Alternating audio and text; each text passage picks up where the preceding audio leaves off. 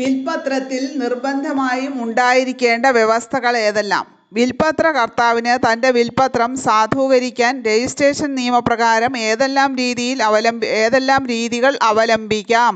നടപടിക്രമം സംക്ഷിപ്തമായി വിവരിക്കുക. ഉത്തരം: വിൽപത്രത്തിലെ സകല വ്യവസ്ഥകളും വിൽപത്രകർത്താവിന്റെ മരണശേഷം മാത്രമേ നടപ്പിൽ വരാൻ പാടുള്ളൂ. വിൽപത്രത്തെ ഭേദഗതി ചെയ്യാനോ റദ്ദ് ചെയ്യാനോ ഉള്ള അവകാശം വിൽപത്രകർത്താവിൽ നിക്ഷിപ്തമായിരിക്കും. ഈ രണ്ട് വ്യവസ്ഥകളും വിൽപത്രത്തിൽ നിർബന്ധമായും ഉണ്ടായിരിക്കണം. വിൽപത്രത്തിൽ താഴെ കാണുന്ന തരത്തിൽ സാധൂകരിക്കാം. വിൽപത്രകർത്താവ് ജീവിച്ചിരിക്കെ എഴുതി രജിസ്റ്ററാക്കുന്നവ: വിൽപത്രകർത്താവ് നിയമപരമായി എഴുതി ഒപ്പിട്ട് സബ് രജിസ്ട്രാർ ഓഫീസിൽ ഹാജരാക്കി രജിസ്റ്റർ ചെയ്യുന്നതും രജിസ്റ്റർ ചെയ്ത് കഴിയുന്നതോടെ നിയമപരമായി രേഖയായി തീർന്ന വിൽപത്രകർത്താവിന്റെ മരണശേഷം നടപ്പിൽ വരുന്നതുമാകുന്നു. വിൽപത്രം ഹാജരാക്കുന്നതിനും മറ്റ് ആധാരങ്ങൾക്കുള്ളതുപോലെ 4 മാസമുള്ള കാലപരിധിയില്ല. എത്ര കാലം കഴിഞ്ഞാലും രജിസ്ട്രേഷന് വേണ്ടി ഹാജരാക്കാം.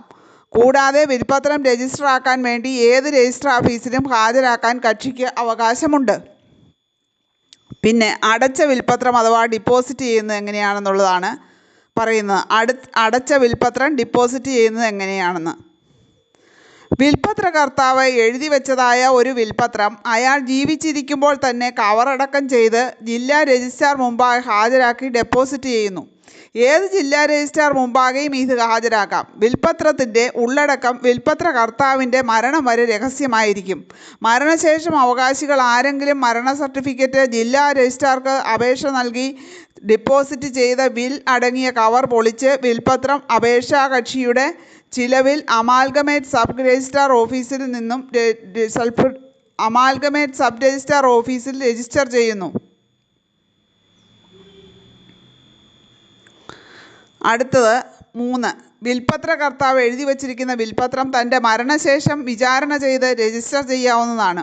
ഒരാൾ എഴുതിവെച്ച് സൂക്ഷിക്കുന്ന ഒരു വിൽപത്രത്തെ അയാളുടെ മരണശേഷം ആ വിൽപത്രപ്രകാരമുള്ള കാര്യം നടത്തുന്ന ആളായോ മറ്റോ അവകാശപ്പെടുന്നയാൾ ഏതെങ്കിലും സബ് രജിസ്ട്രാർ മുമ്പാകെ ഹാജരാക്കി വിചാരണ പൂർത്തിയാക്കിയ ശേഷം സബ് രജിസ്ട്രാർക്ക് തെളിവിന്റെ അടിസ്ഥാനത്തിൽ വിൽപത്രം രജിസ്റ്റർ ചെയ്യുകയോ നിഷേധിക്കുകയോ ചെയ്യാവുന്നതാണ്.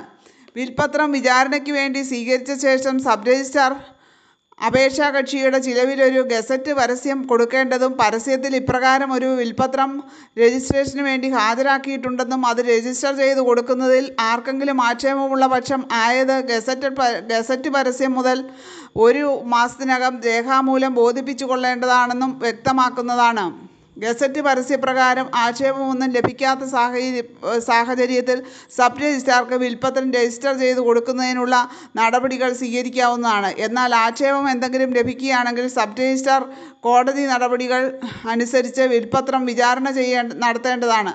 വിചാരണയിൽ വിൽപത്രം ഹാജരാക്കിയ ആൾക്ക് നിയമാനുസൃതം അത് ഹാജരാക്കാനുള്ള അവകാശമുണ്ടോ എന്നും വിൽപത്രം കർത്താവ് ജീവിച്ചിരിപ്പില്ലെന്നും വിൽപത്രകർത്താവെന്ന് പറയുന്ന ആൾ തന്നെയാണോ എഴുതി ഒപ്പിട്ടിട്ടുള്ളതെന്നും തെളിയിക്കേണ്ടതാണ്. വിചാരണയുടെയും തെളിവിന്റെയും അടിസ്ഥാനത്തിൽ സബ് രജിസ്ട്രാർക്ക് വിൽപത്രം രജിസ്റ്റർ ചെയ്യുകയോ നിഷേധിക്കുകയോ ചെയ്യാവുന്നതാണ്.